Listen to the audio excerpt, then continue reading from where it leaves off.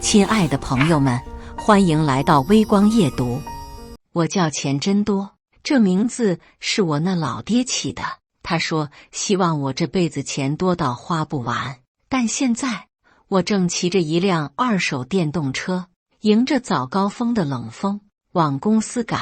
电动车后视镜上还贴着买一送一的促销标签，刹车时发出嘎吱嘎吱的响声，像极了财务部那台老旧的打印机。没错，我是个社畜，月薪5000，住合租房，中午吃18块钱的盒饭，还得纠结要不要加个蛋。没人知道，我银行卡里其实躺着9位数的零花钱，更没人知道我爹是钱氏集团的掌门人，全球富豪榜上排第1的那个。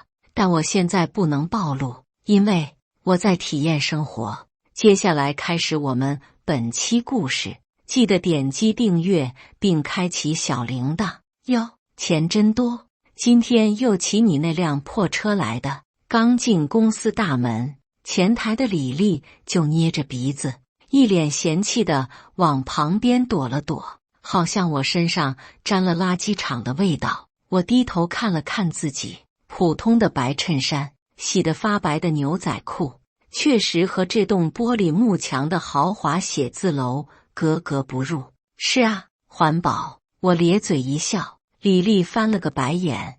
环保，穷就穷呗，装什么高尚？我没理他，刷卡进了电梯。电梯里挤满了人，市场部的王胖子故意往我这边挤，胳膊肘顶了我一下，笑嘻嘻地说：钱真多，你这名字起得真讽刺，钱是真少啊。周围几个人跟着笑，我也跟着笑，心里默默记下他的名字，等哪天我玩够了，第一个让他卷铺盖走人。到了工位，我刚坐下，部门主管张总就踩着点进来了。张总本名张德彪，40多岁，啤酒肚，秃顶，最喜欢的事是拍马屁和甩锅。钱真多，他一嗓子吼过来，上周让你做的市场分析报告呢？我愣了一下，张总，那份报告不是李副总直接要的吗？您说不用我管了。张总脸色一沉，放屁，李副总刚把我骂了一顿，说报告根本没交，你现在立刻给我重做，中午之前发我邮箱。说完，他甩下一叠资料，扬长而去。我翻了翻，发现根本不是我之前整理的数据，而是一堆乱七八糟的表格，明显是别的项目的。旁边工位的同事刘明凑过来，小声说：老钱，你又背锅了，张总上周自己把报告搞砸了，现在拿你顶雷呢。我笑了笑，没事，习惯了。刘明摇摇头，一脸同情，你这脾气也太好了，换我早跟他掀桌子了。我没说话，低头开始敲键盘。掀桌子那多没意思，我要让他自己把桌子吃了。中午我没去食堂，而是溜达到公司楼下的便利店，买了份最便宜的盒饭。刚坐下，手机响了，是我爹。儿子，体验生活体验够了吗？电话那头，我爹的声音带着笑意。下个月你妹妹订婚宴，你要不要回来露个脸？我扒拉了一口饭，再说吧，我现在挺忙的。忙？你一个月薪5000的小职员能忙什么？我爹乐了，别装了，赶紧回来吧，公司一堆事等着你呢。我正要回话，突然听到身后传来一声嗤笑：哟，钱真多，跟谁打电话呢？还公司一堆事，你不会是在吹牛吧？我一回头，看到 HR 部门的王姐正站在我身后，一脸讥讽。王姐本名王美玲，公司著名的势利眼，最喜欢踩着底层员工巴结领导。我挂掉电话，淡定地继续吃饭。王姐却不依不饶，听说你今天又被张总骂了，要我说啊，像你这种没背景没能力的，迟早被优化掉。我抬头看他，优化就是裁员。王姐得意地扬起下巴，公司最近效益不好，第一批裁的就是你这种混日子的。我点点头，谢谢提醒。王姐哼了一声，扭着腰走了。我看着她的背影，突然有点期待。裁员，好啊，我正愁没机会打你们的脸呢。下午，公司群里突然弹出一条全员通知：紧急会议，所有部门主管，下午3点到 CEO 办公室。刘明探头过来，听说公司要裁员了。我笑了笑，是吗？你还笑？刘明一脸紧张。咱们这种底层员工最危险了。我关上电脑，伸了个懒腰。别担心，我说，说不定是好事呢。毕竟游戏才刚刚开始。我坐在工位上，慢悠悠地整理文件时，整个办公区已经乱成了一锅粥。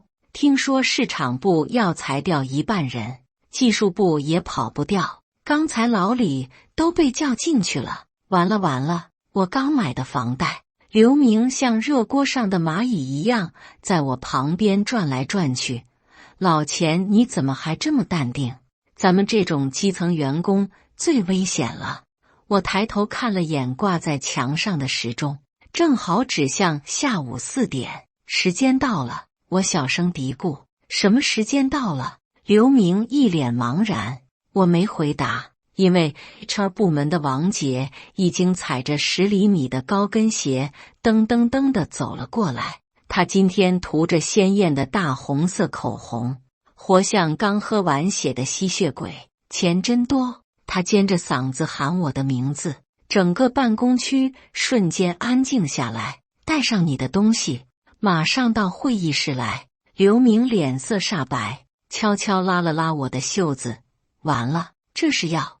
我慢条斯理地把最后一份文件放进抽屉，冲他笑了笑。没事，我去就回，去就回。王杰冷笑一声，你怕是不知道什么叫裁员吧？我没理他，径直走向会议室。身后传来此起彼伏的议论声。终于要裁掉这个混子了，天天混日子，早该滚蛋了。听说他连房租都交不起。会议室里坐着3个人， HR 总监马国明，我的直属上司张德彪，还有 CEO 助理小林。马国明面前摆着一份文件，见我进来，连头都没抬。坐。他指了指对面的椅子。我刚坐下，一份离职协议就推到了我面前。公司经营调整，决定终止与你的劳动合同。马国明机械地念着套话。按照劳动法，我们会支付 N+1的赔偿金。我看了眼赔偿金额，8750元，还不够我昨天在游戏里充的值。钱真多。张德彪突然开口，脸上带着掩饰不住的得意。你知道为什么第一批就裁你吗？我挑了挑眉，愿闻其详。因为你这种没背景、没能力，还不懂职场规矩的废物。他凑近我，一字一顿地说，留着就是浪费公司资源。王姐在旁边帮腔，就是看看你这身打扮，知道的是来上班，不知道的还以为是来要饭的。我低头看了看自己洗得发白的牛仔裤，又抬头看了看他们3个，突然笑了。你们确定要裁我？废话！张德彪拍桌子，赶紧签字滚蛋。我拿起笔，在离职协议上龙飞凤舞地签下名字，然后掏出手机。稍等，我打个电话。打什么打？王姐一把抢过我的手机。现在，立刻，马上收拾东西走人。保安，保安呢？2个保安冲了进来，一左一右架住我的胳膊。我轻轻一怔，就摆脱了他们，从王姐手里拿回我的手机。别急，我就说一句话。在3人愤怒的目光中，我拨通了一个号码。爸，我玩够了，电话那头传来我爹爽朗的笑声，终于想通了。行，我让秘书安排一下。挂断电话，我对着目瞪口呆的3个人微微一笑，希望你们别后悔。后悔？张德彪像是听到了天大的笑话，裁掉你这种废物有什么好后悔的？赶紧滚！王姐直接叫保安把我请出了会议室。回到工位时，整个部门的人都用或同情或幸灾乐祸的眼神看着我。刘明手忙脚乱地帮我收拾东西。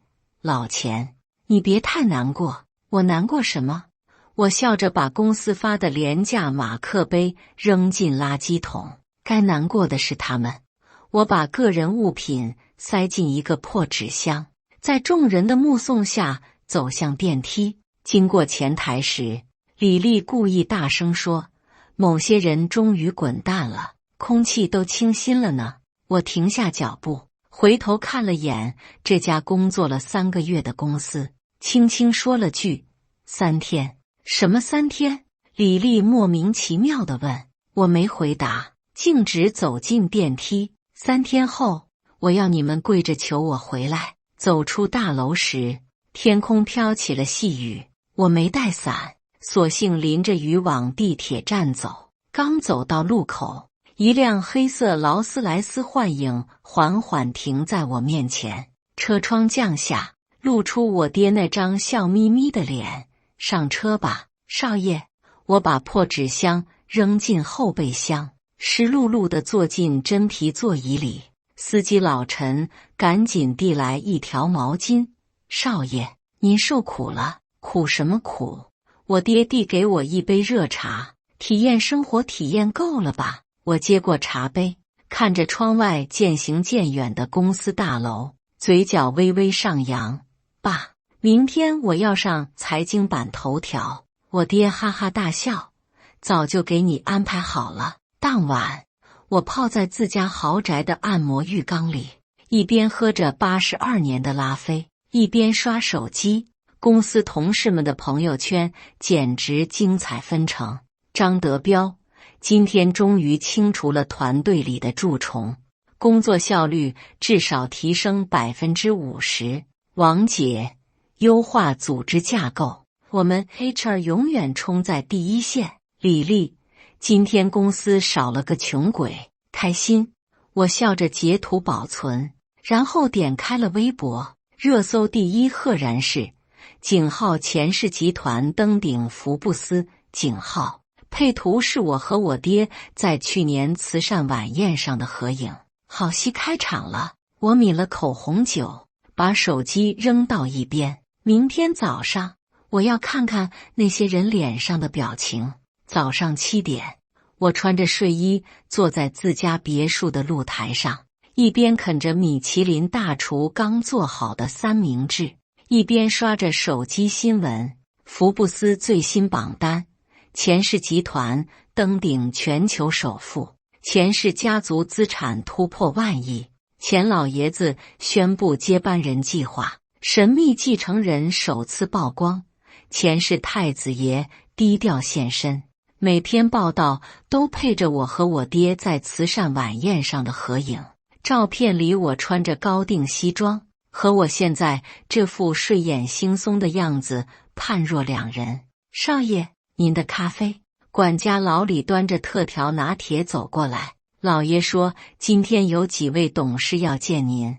我摆摆手，告诉他们我没空，今天有更重要的事。老李欲言又止，可是别可是了。我看了眼手表，备车，我要去个地方。半小时后，我穿着最普通的 T 恤牛仔裤，出现在市中心最热闹的早餐摊前。老板，来份煎饼果子，加3个蛋。与此同时，我的前公司已经炸开了锅。张德彪正端着咖啡走进办公室，手机突然疯狂震动起来。他低头一看， CEO 连发了3条消息，立刻来我办公室，马上，现在。他手一抖，咖啡洒了一身。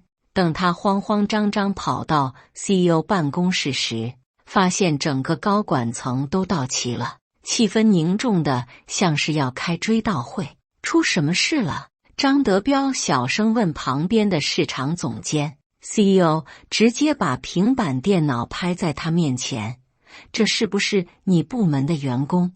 屏幕上赫然是福布斯新闻里我的照片。张德彪腿一软，差点跪在地上。这不可能，不可能！ CEO 暴跳如雷。钱氏集团的公关部刚发来邮件，说他们家少爷在我们公司体验生活1年，昨天刚被我们裁掉。会议室里一片死寂，王姐的脸色瞬间变得惨白。我不知道，他明明……你他妈不是说他是穷鬼吗？张德彪一把揪住王姐的衣领。现在怎么办？钱氏是我们最大的客户。CEO 瘫在椅子上，董事会已经疯了，股价开盘就跌了8%。就在这时，秘书慌慌张张跑进来，不好了，钱氏刚刚宣布终止和我们所有合作项目。张德彪一屁股坐在地上，汗如雨下。我这边正吃得开心，煎饼果子刚啃到一半，手机就开始疯狂震动，未接来电23个，未读消息99加。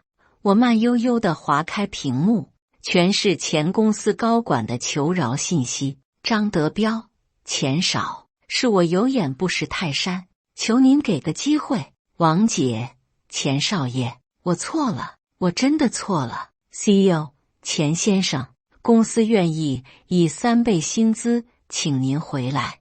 我笑着把手机调成静音，继续啃我的煎饼果子。老板好奇地问：小伙子，手机响这么厉害，是不是有急事啊？没事，我擦了擦嘴，一群狗在叫而已。吃完早餐，我溜达到附近的公园散步，刚在长椅上坐下，就看到一辆熟悉的黑色奔驰急匆匆停在路边。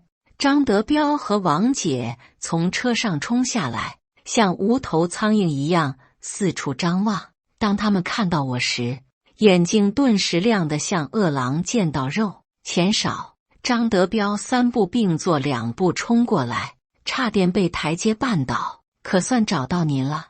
王姐脸上的粉底都被汗冲花了。钱少爷，昨天都是误会。我翘起二郎腿。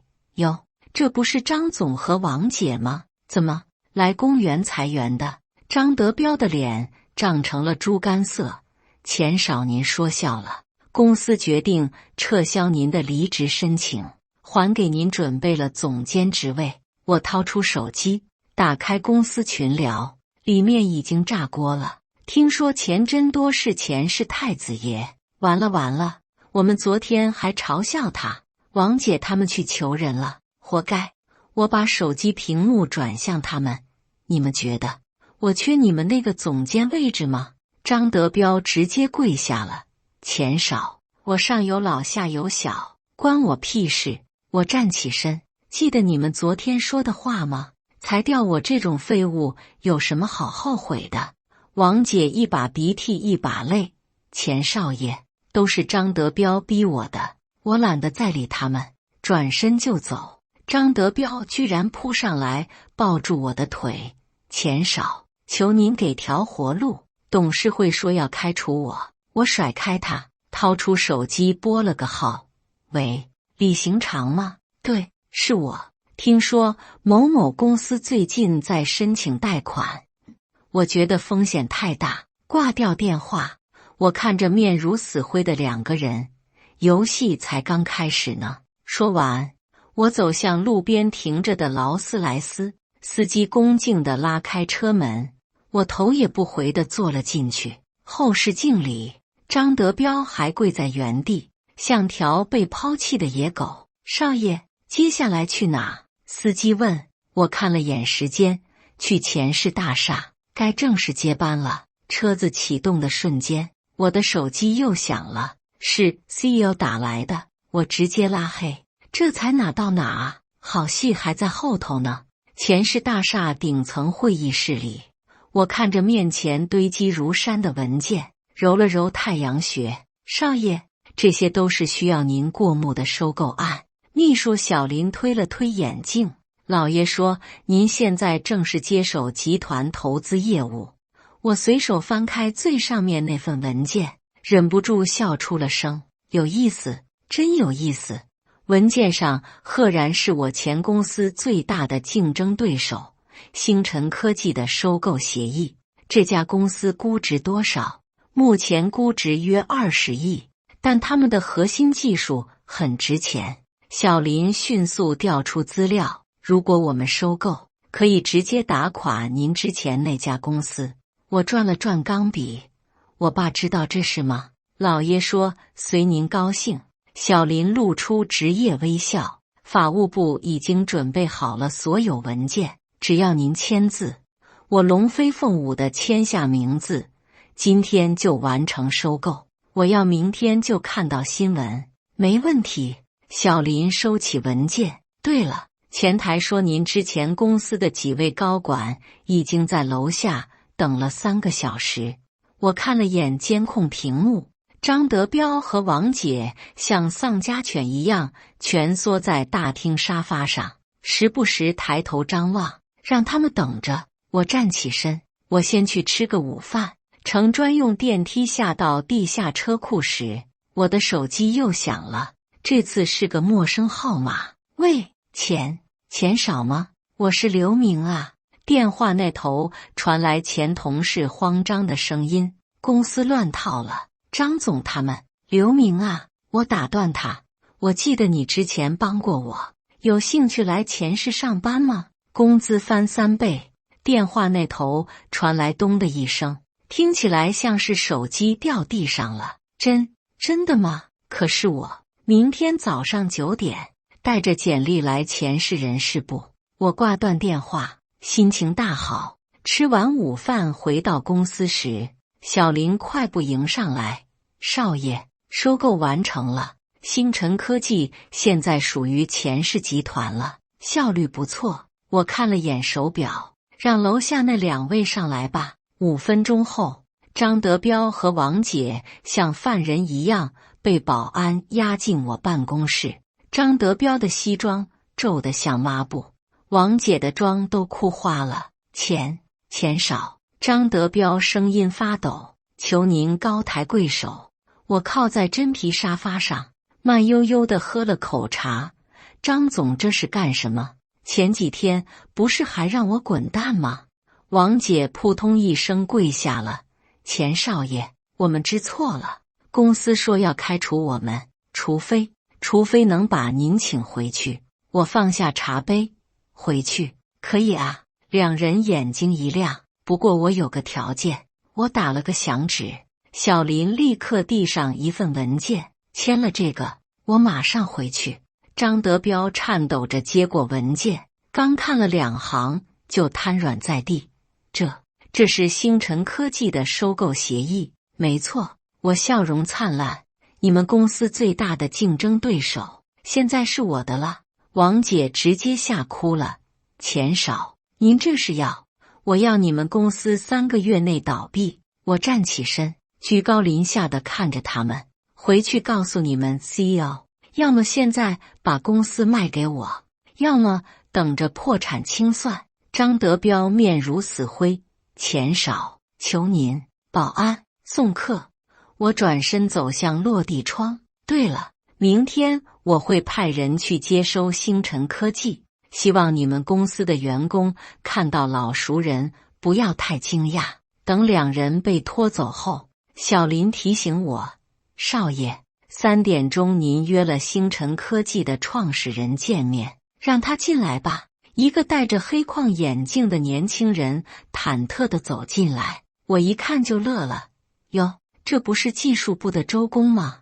周星辰，我前公司的技术骨干，半年前被张德彪排挤离职，自己创业成立了星辰科技。钱总，他紧张地直搓手，没想到是您。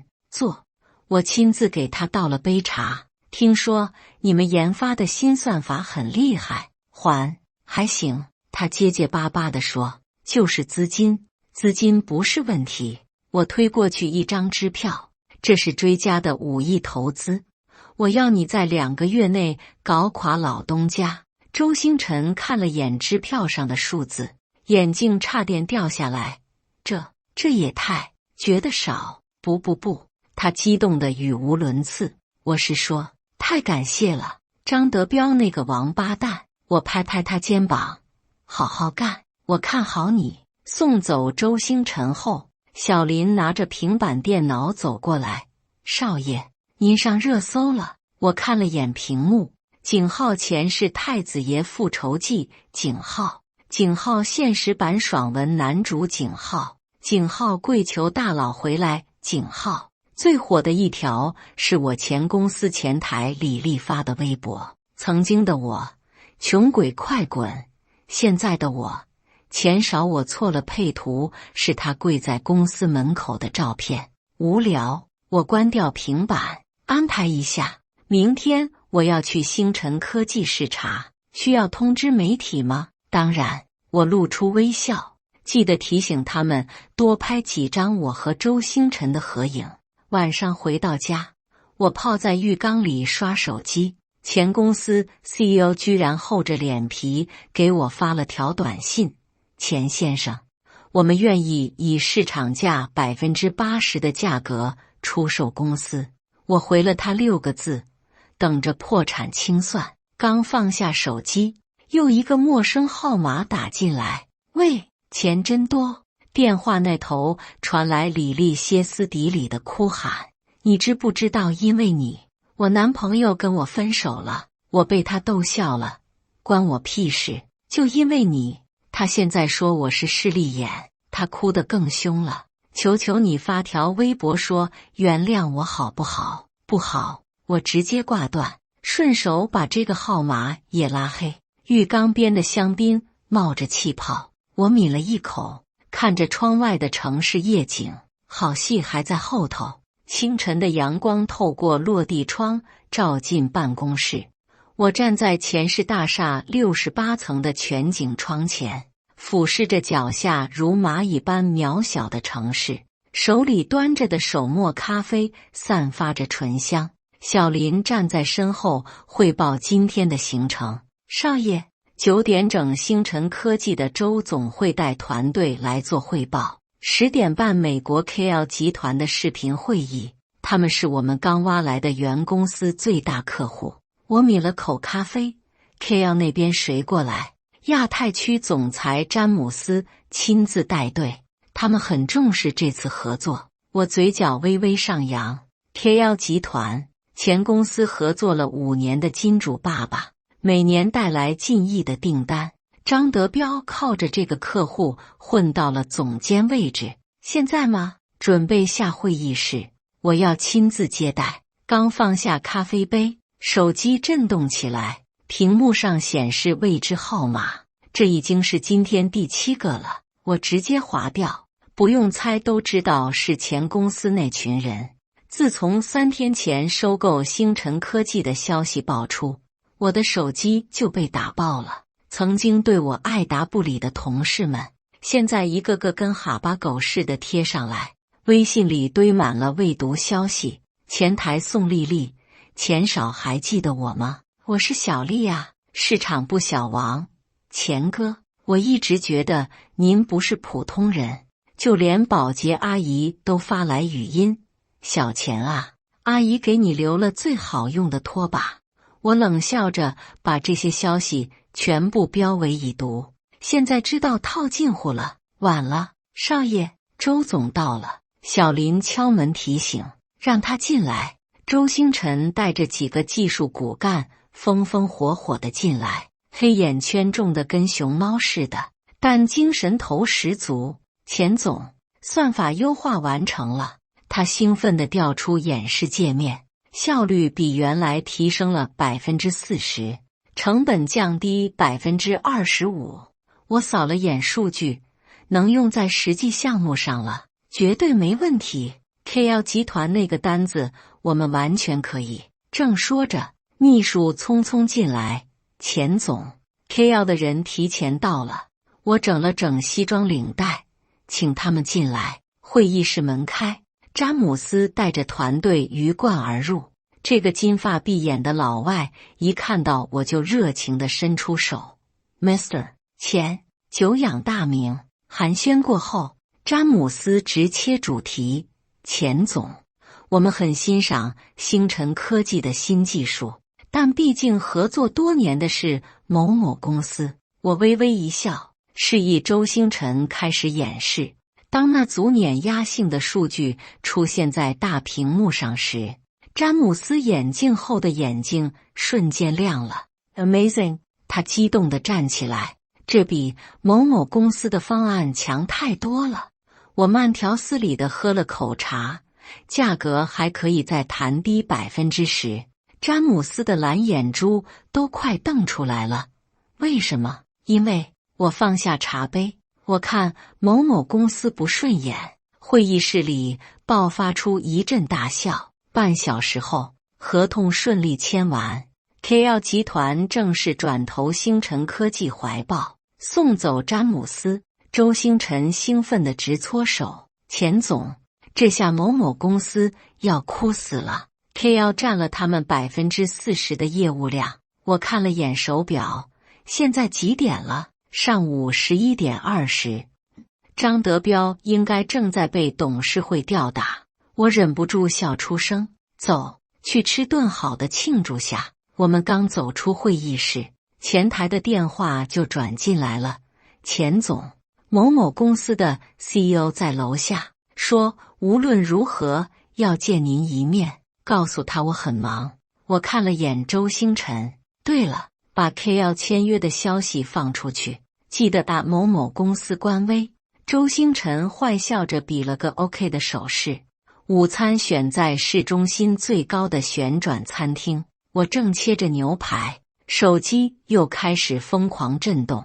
这次是刘明发来的现场直播：“钱哥，公司炸锅了 ，KL 解约的消息刚传来 ，CEO 当场把茶杯摔了。张德彪被叫进会议室半小时了，还没出来。全公司都在传你要收购我们。”我回了句：“让他们慢慢猜。”然后顺手给刘明赚了8888红包。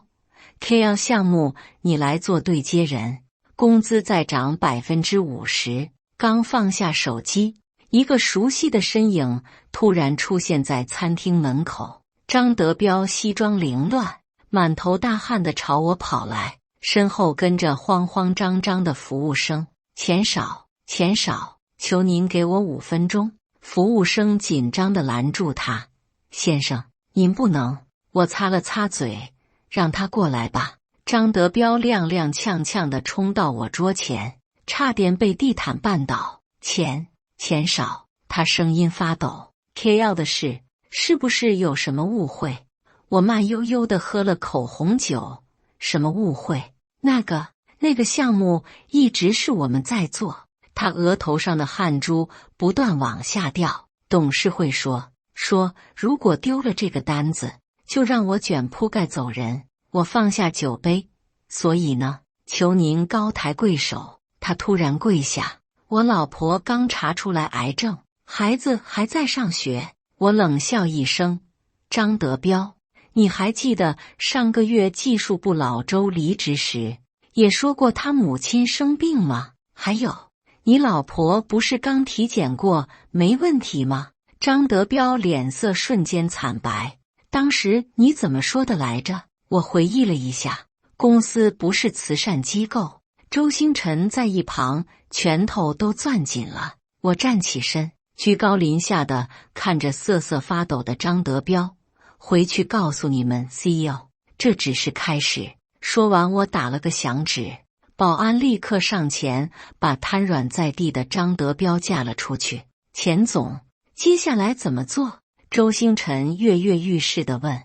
我拿起餐巾擦了擦手，放出消息：星辰科技要挖某某公司的核心技术团队，工资翻倍。下午回到公司，小林递给我一份名单：“少爷，这是某某公司骨干员工的联系方式，猎头已经准备好了。我扫了一眼，先从技术部和市场部开始挖，已经联系了，有7个人当场答应跳槽。正说着，前台又打来电话：钱总，某某公司的 HR 王女士在楼下哭闹，保安拦不住。我皱眉，报警。挂掉电话，我打开微博，热搜上已经炸了。井号星辰科技挖角某某公司，井号前世太子爷复仇记续集，井号现实比小说还爽，井号。点开某某公司官微，最新一条声明下面全是嘲讽。听说你们裁掉了金主爸爸，现在知道谁是废物了吧？坐等破产清算。我满意的关上电脑，这才第1天，好戏还在后头。晚上回到家，我刚泡进按摩浴缸，手机又响了，这次是个视频通话请求，来自我前公司的 CEO。 我冷笑着按下接听键，屏幕上出现一张憔悴的老脸，背景看起来像是在医院。钱先生，他声音嘶哑，我心脏病犯了，求您放过公司吧。我调整了下靠枕的位置。李总，还记得3个月前的年会吗？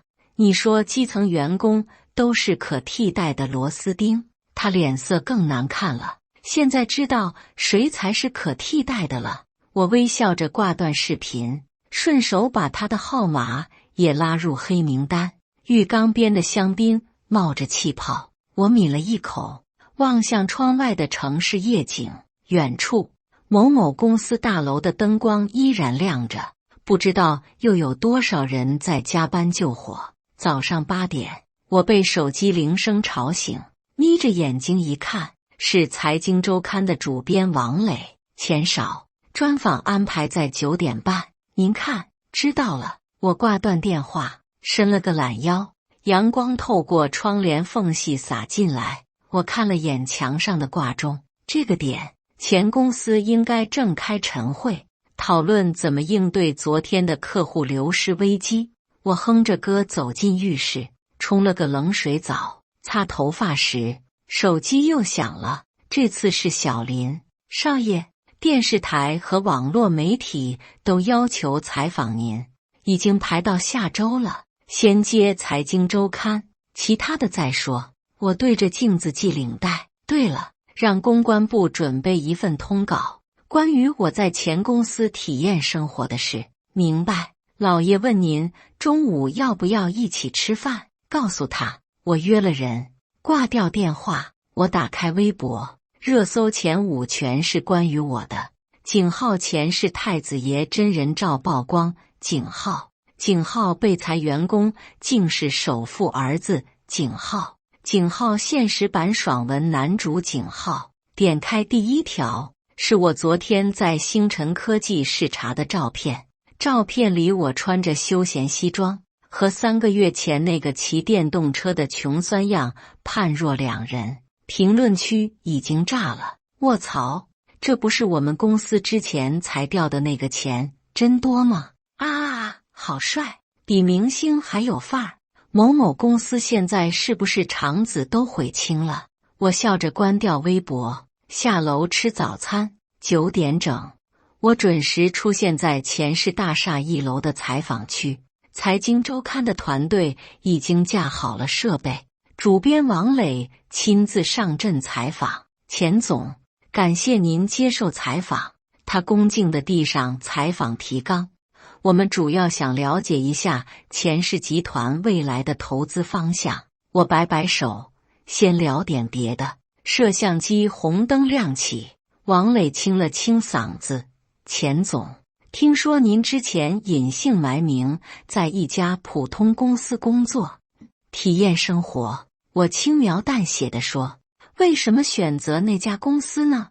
我露出意味深长的微笑：缘分吧。有传言说您是被裁员的。王磊小心翼翼地问。我端起咖啡抿了一口：是啊 HR 说我这种废物留着浪费公司资源。王磊差点被自己的口水呛到。采访进行到一半，小林匆匆走过来耳语：“少爷，某某公司的 CEO 在楼下，说要见老爷。”我挑眉：“我爸怎么说？”老爷说：“让他滚。”我差点笑出声，拍张照片发给我。2分钟后，手机收到一张照片。我前公司的 CEO 李国强瘫坐在前市大厦1楼大厅，脸色惨白的像鬼，旁边2个保安正架着他往外拖。我顺手把照片发给了周星辰，配文：下一个就是张德彪。采访结束后，我刚回到办公室，小林就拿着平板冲进来：“少爷，您又上热搜了。”财经周刊的效率惊人，采访片段已经冲上热搜第1。井号钱真多，被裁员是一种怎样的体验？井号首富之子隐姓埋名当社畜。井号年度最爽打脸现场。井号点开视频，弹幕已经厚得看不见人脸，哈哈哈！HR 现在是不是在瑟瑟发抖？求前公司心理阴影面积，这才是真豪门少爷体验生活。我正看得起劲，前台打来电话：“钱总，有位自称是您前同事的刘先生找您，让他上来。”5分钟后，刘明战战兢兢地站在我办公室门口，手里还拎着个塑料袋。钱总，他声音都在发抖。这是您之前留在公司的东西，我帮您收拾好了。我示意他坐下，别紧张，叫我老钱就行。刘明半个屁股挨着沙发，把塑料袋放在茶几上。公司已经乱套了，今天上午又走了6个技术骨干。我打开塑料袋，里面是我之前用的廉价保温杯、几支圆珠笔，还有一张我和部门同事的合影。照片里我被挤在最边上，只露出半个脑袋。张德彪呢？他请病假了。刘明擦了擦汗，听说昨晚董事会把他骂得狗血淋头。我随手把合影扔进垃圾桶。你呢？想好来前市上班了吗？刘明眼睛一亮，真的可以吗？我按下内线电话：小林，带刘先生去人事部办入职手续，按我之前说的待遇。刘明激动得差点给我跪下：谢谢钱总，谢谢钱总。对了，我叫住他，公司里现在都怎么说我？刘明咽了口唾沫：有人说您是为了体验生活，也有人说您是故意去整张德彪的，还有人说什么？说您是要收购公司，然后亲手把它搞垮。我大笑起来，他们想象力还挺丰富。送走刘明，我打开电脑查看邮件，星辰科技的周星辰发来最新汇报，又有3个前公司的核心员工跳槽过来，其中包括技术部主管。我回复：工资翻倍，奖金另算。刚合上电脑，手机响了，是个陌生号码。喂，钱少。电话那头传来王姐哭哭啼啼的声音：我被开除了，求您。我直接挂断拉黑。小林敲门进来：少爷，老爷问您晚上有没有空，说有位重要客人要见您。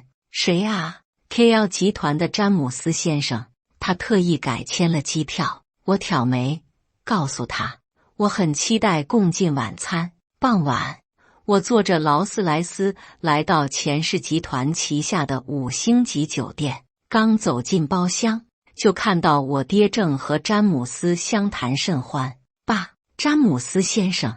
詹姆斯热情地站起来拥抱我。钱，今天的新闻太精彩了。我爹无奈地摇头。你小子玩得够大的。酒过3巡，詹姆斯突然压低声音：钱，某某公司的李总找过我，愿意降价30%续约。我放下酒杯，然后呢？我当然是拒绝了。詹姆斯哈哈大笑，不过他说，如果钱是愿意高抬贵手，他们愿意把公司50%的股份无偿转让。我爹挑眉看我，你怎么说？我不要股份。我微笑着给詹姆斯斟满酒，我要他们破产。晚宴结束后，我站在酒店露台上吹风，手机震动起来，是刘明发来的消息：钱哥，大新闻，张德彪被警察带走了，听说是因为贪污公款，公司群里都炸了。有人说看到王姐在派出所门口哭，李总刚才晕倒了，被120拉走了。我回复知道了，然后关上手机，俯瞰整座城市的灯火。远处前公司大楼的灯光依然亮着，但已经暗淡了许多。我知道那里现在一定乱成一锅粥。凌晨3点，我的手机突然震动起来，眯着眼睛一看，是周星辰发来的紧急消息：钱总，有人试图入侵星辰科技服务器。我瞬间清醒，一个鲤鱼打挺从床上坐起来，拨通电话。周星辰的声音透着紧张，对方手法很专业，像是职业商业间谍。我们虽然拦截了，但他们可能还会让他们偷。我打断他，嘴角不自觉上扬。啊！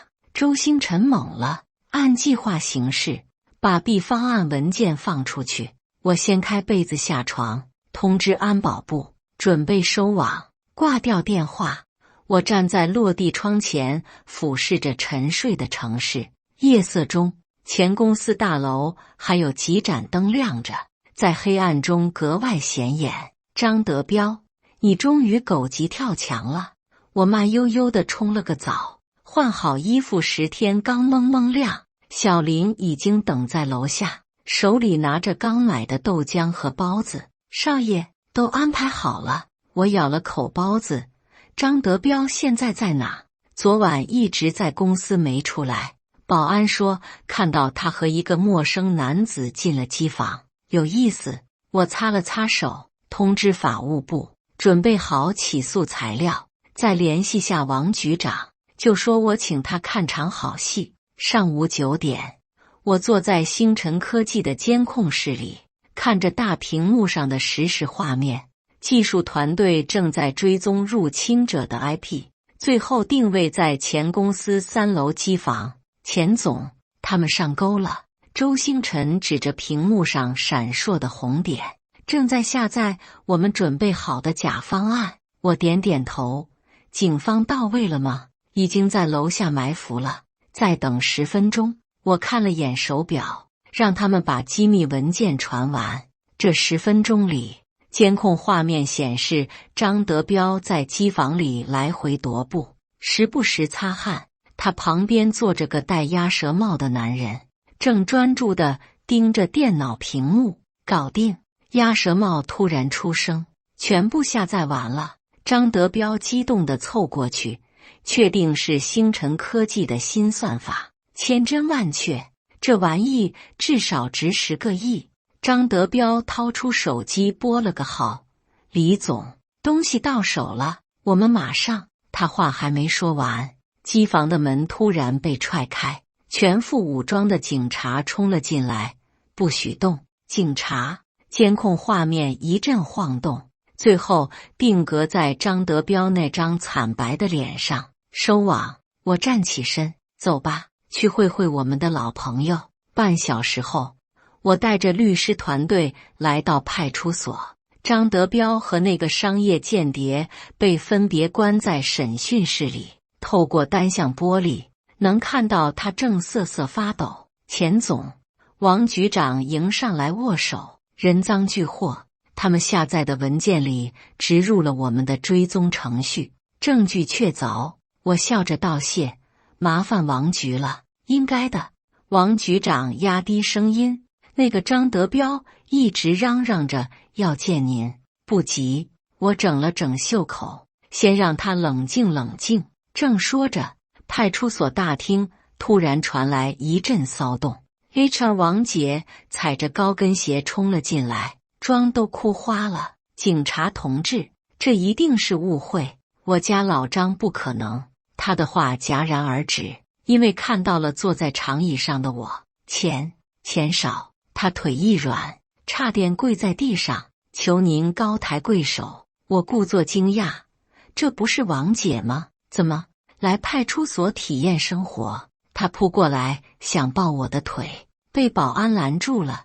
钱少爷，都是张德彪的主意，我只是什么？我掏出手机，播放了一段录音，正是前天晚上王姐和张德彪密谋偷窃技术的对话。录音里，王姐尖细的声音格外清晰，只要拿到核心技术，我们就能翻身，到时候看那个钱真多还怎么嚣张。王姐面如死灰，直接瘫坐在地上。我收起手机，忘了告诉你，那天你打电话求饶的时候，我顺手录了音。王局长适时开口，这位女士，你涉嫌商业间谍同谋，请配合调查。两个女警上前架起已经瘫软的王姐，她突然歇斯底里地喊起来，钱真多，你不得好死，你以为有钱就……声音随着审讯室门的关闭戛然而止。我转向王局长，能让我和张德彪单独聊聊吗？审讯室里，张德彪看到我进来，像抓住救命稻草一样扑过来。钱少，我错了，都是王美玲那个贱人，省省吧。我拉开椅子坐下，录音我都听完了，是你主动联系的商业间谍。张德彪的汗顺着下巴往下滴。我一时糊涂，知道你们偷的文件是什么吗？我微笑着问。张德彪一愣，是我特意为你们准备的礼物。我推过去一份文件，关于某某公司商业犯罪证据汇总，新鲜出炉的。张德彪颤抖着翻开文件，脸色越来越难看。里面详细记录了他这些年来吃回扣、做假账、挪用公款的证据。这不可能！他嘴唇发抖。你怎么会？我想收集很简单。我轻描淡写地说。哦，对了，你可以请律师了，但是一定没有我这边的好。张德彪像被抽了骨头一样瘫在椅子上。商业间谍罪，至少3年。我站起身。再加上这些经济犯罪，够你在里面蹲10年了。走出审讯室，小林迎上来，少爷，媒体都到齐了。派出所门口，几十家媒体长枪短炮的架着。我整理了下表情，做出一副痛心疾首的样子。各位媒体朋友，今天发生的事令人遗憾。作为前员工，我本不想把事情做绝。闪光灯噼里啪啦响成一片。回到车上，我打开手机，热搜已经报了。井号某某公司高管涉嫌商业间谍罪。井号 HR 总监被警方带走。井号现实版商战大片。井号点开评论区，网友们的留言比小说还精彩。卧槽，这剧情比电视剧还刺激。钱少太帅了，求后续，建议直接拍电影。我第一个买票。正刷着，刘明发来消息，钱哥，公司炸锅了。李总看到新闻直接气晕了，现在全公司都在收拾东西准备跑路。我回复，告诉他们明天不用来上班了。放下手机，我望向窗外，警车正押送着张德彪和王姐前往看守所，警笛声刺破夜空。这场游戏也该到收尾的时候了。清晨的阳光透过窗帘缝隙洒进来，我看了眼手机，才6点半，屏幕上堆满了未读消息，最上面是刘明凌晨3点发来的。钱哥，公司通宵开会，李总决定卖公司了。我伸了个懒腰，慢悠悠地起床洗漱。镜子里，我刮胡子的动作突然停住，想起3个月前，也是这样一个早晨，我挤在这间公寓的狭小卫生间里，用着超市买的廉价剃须膏。现在这套顶层复式只是我名下10基处房产中最不起眼的一处。下楼吃早餐时，小林已经等在餐厅。少爷，某某公司的李总约您9点见面，告诉他我很忙。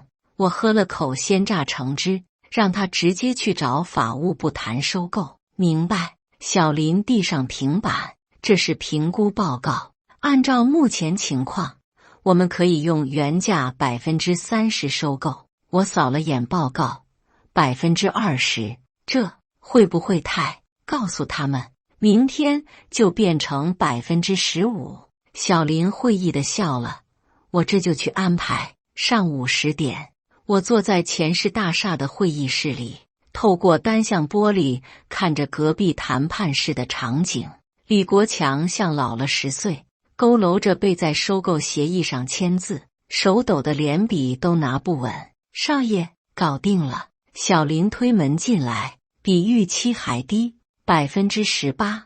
我接过文件翻了翻，员工都通知到了。下午2点全体大会，一个不准少。我看了眼手表，走吧，先去吃个午饭。出门时，正碰上李国强被秘书搀扶着往外走。他看到我，浑浊的眼睛里闪过一丝怨恨，但很快被恐惧取代。钱总，他声音嘶哑，公司是您的了。我拍拍他肩膀，保重身体。李总，对了，听说你儿子在星号读书。李国强脸色瞬间惨白。您什么意思？没什么，我整了整袖口，就是提醒你，美国学费挺贵的，现在失业了，记得省着点花。看着他踉跄离去的背影，我心情大好。下午1点50，我站在前公司的大会议室门口，里面人声鼎沸，隐约能听到议论声。听说新老板今天要来，是不是钱？嘘，别乱说。我推门的瞬间，整个会议室鸦雀无声，200多双眼睛齐刷刷看过来，有惊恐的，有讨好的，更多的是难以置信的。我缓步走上讲台，扫视台下，前排坐着各部门主管，一个个低着头，不敢与我对视。后排站着基层员工，刘明偷偷冲我比了个大拇指。各位下午好。我敲了敲话筒，从今天起，这家公司属于钱氏集团了。台下死一般寂静。下面宣布几项人事变动。我拿出一份名单，念到名字的同事，请会后到 HR 部办理离职手续。会场瞬间骚动起来。市场部总监王志强，销售部主管李娜，财务部。每念一个名字，台下就传来一声抽泣或惊呼，这些都是当初跟着张德彪欺负我的人。念完最后一个名字，我合上文件夹。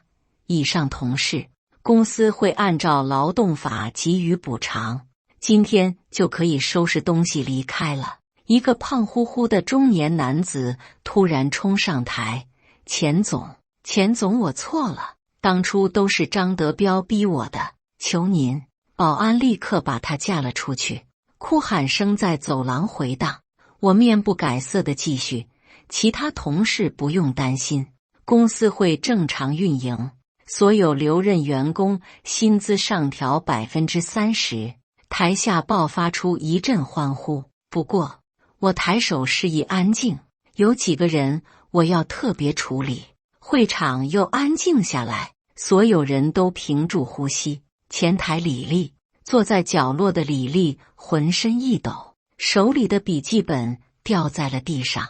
听说你男朋友因为你太势利眼分手了。我微微一笑，现在你可以专心当你的势利眼了，去保洁部报道，明天开始扫厕所。会议室里有人忍不住笑出声，还有技术部的赵工。我看着一个戴眼镜的瘦高个，上个月你偷了周星辰的代码，说是自己写的。赵公腿一软，直接跪在了地上。钱总，我不用解释。我摆摆手，你的新工作是测试部助理，月薪3800。宣布完所有决定，我正准备离开，一个熟悉的身影突然拦住了我，是当初帮我说话的刘明。钱总。他紧张地搓着手，谢谢您给我机会，但我可能胜任不了市场总监这个职位。我拍拍他肩膀，我说你行你就行。走出会议室，背后传来此起彼伏的哀求声，钱少，求您再给我一次机会。我当初不该嘲笑您骑电动车，我家里还有房贷。我没回头，径直走向电梯。这些声音和3个月前HR办公室里那声滚蛋一样刺耳，只不过现在角色对调了。电梯门关上的瞬间，我长舒一口气，这场持续了3个月的游戏终于到了尾声。回到钱氏大厦，我爹正在办公室等我。玩够了，他头也不抬地批着文件。我瘫在沙发上，比想象中无聊。我爹终于抬起头，知道为什么无聊吗？我挑眉，因为从一开始他们就和你不在一个层次。他放下钢笔，才几只蚂蚁有什么意思？我若有所思地点点头。下周1回来上班。我爹扔过来一份文件，非洲有个项目，你去盯一下。我翻开文件，是价值100亿的矿产投资。对了，临走前，我爹突然说，李家那小子，我已经让人关照了。我愣了一下，才反应过来，他说的是李国强的儿子。爸，我就随口一说，我知道。我爹露出老狐狸般的笑容，但总要让人知道得罪钱家的下场。走出办公室，我打开手机，社交媒体已经炸了。井号钱氏太子爷收购前公司，井号现实版王者归来，井号年度最爽职场复仇，井号最新一条热搜是前台李丽发的自拍，背景是公司厕所。第一天当保洁员，求鼓励，评论区一片嘲讽。我笑着关掉手机，看向窗外，夕阳西下，整座城市笼罩在金色的余晖中。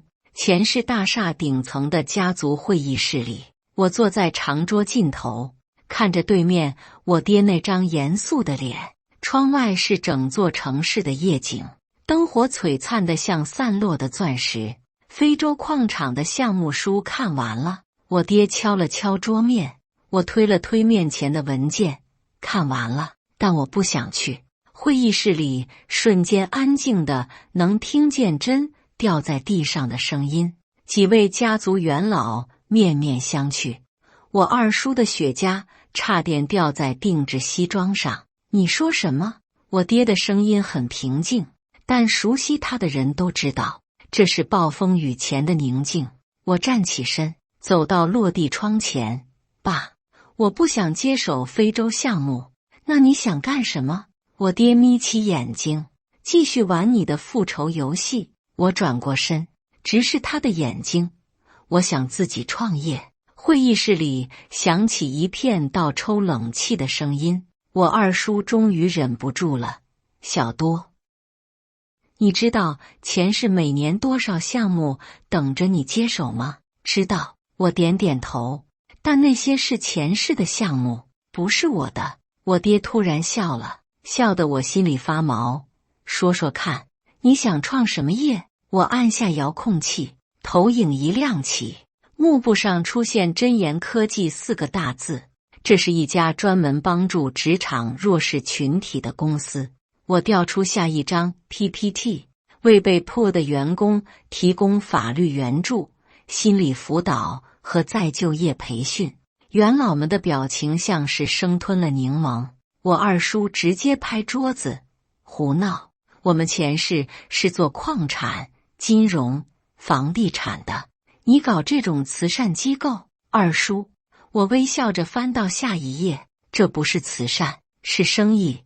投影上显示出一组数据：中国每年因职场破造成的经济损失超过100亿。我们前期免费帮助受害者，后期通过猎头服务、企业咨询和媒体合作盈利。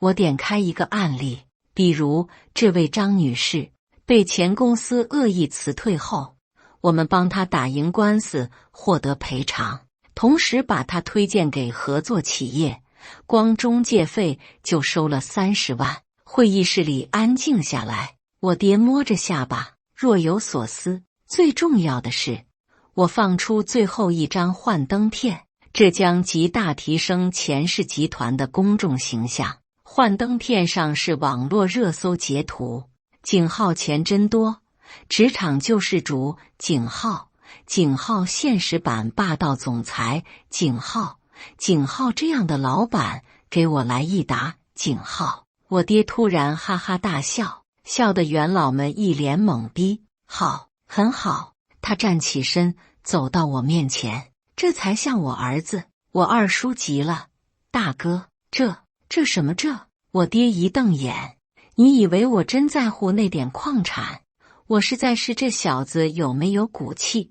他拍拍我肩膀，创业资金我给你10个亿，亏完了就乖乖回来接班。我摇摇头，不用那么多，1个亿就够了。有骨气。我爹更高兴了，那就2个亿。走出会议室时，我二叔追上来，小多啊，二叔刚才不是那个意思。我知道的，二叔。我笑着打断他，对了，听说您儿子最近在搞直播带货。我二叔脸色一变，那个不争气的东西，我觉得挺好啊。我按下电梯，下次让他带货我们臻研科技的产品。回到办公室，小林已经等在那里。